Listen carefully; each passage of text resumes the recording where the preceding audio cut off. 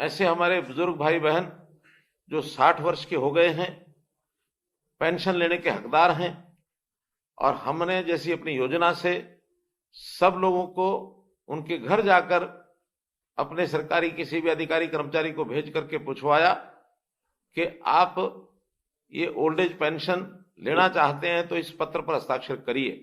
लगभग प्रदेश में 40,000 ऐसे बंधु हैं जिन्होंने कहा कि नहीं, हम अपना काम अपने आप चला लेंगे, व्यवस्था हमारे पास है, इसलिए हम इस पैसे को नहीं लेना चाहते। जैसे अभी हम जानते हैं कि 2750 रुपया प्रति मास ऐसे बुजुर्ग भाइयों बहनों को मिलता है। अगले महीने से अर्थात जनवरी से ये राशि 2750 के बजाय और 3,000 रुपया महीना होने वाली है। हमारे कुछ ऐसे डिपार्टमेंट हैं जिन डिपार्टमेंट्स के जो रिटायर्ड कर्मचारी हैं उनके जिम्मे जब लगाया कि प्रदेश में ऐसे लोग 60 वर्ष से ऊपर है, उनकी देखभाल करें, तो इस प्रहरी योजना के अंतर्गत उनके जिम्मे लगाया है कि ऐसे सब परिवारों के घरों में वो जाएं, और विशेष तौर पर जिनकी आयु 80 वर्ष या इससे ऊपर हो गई है।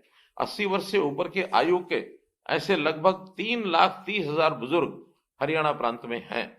और एक और बड़ी जो चिंता की बात ये भी है कि उसमें से लगभग 1% से ऊपर 3600 लोग ऐसे भी हैं जो अकेले रहते हैं।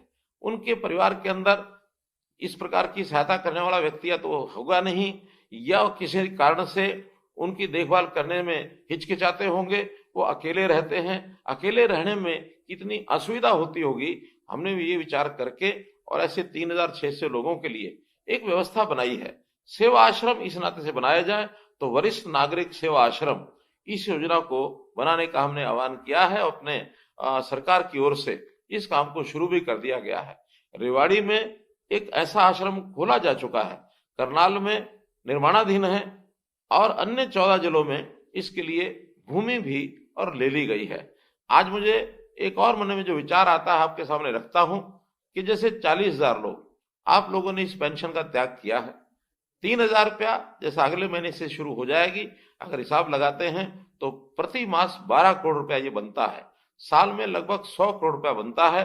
तो मैंने एक योजना अपने मन में सोची है जिसकी घोषणा करता हूं कि हम ये इस वर्ष का 100 करोड़ रुपया, ये जो सेवाश्रम बनेंगे, इन सेवाश्रम को बनाने के लिए सभी 22 जिलों में इसका एक बजट ये सैंक्शन कर रहे हैं ताकि उनके भवन बन सके, उनकी देखभाल के लिए ये व्यवस्था हो सके।